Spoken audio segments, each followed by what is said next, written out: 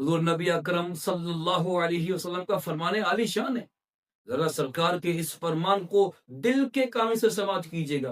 حضور نے فرمایا منافقین پر سب سے بھاری نمازیں فجر اور عشاء کی ہیں، اور فرمایا کہ وہ جانتے نہیں اس میں کیا ہے، اگر جانتے ہوتے تو وہ گھسیٹتے ہوئے بھی مسجد کو پہنچ جاتے۔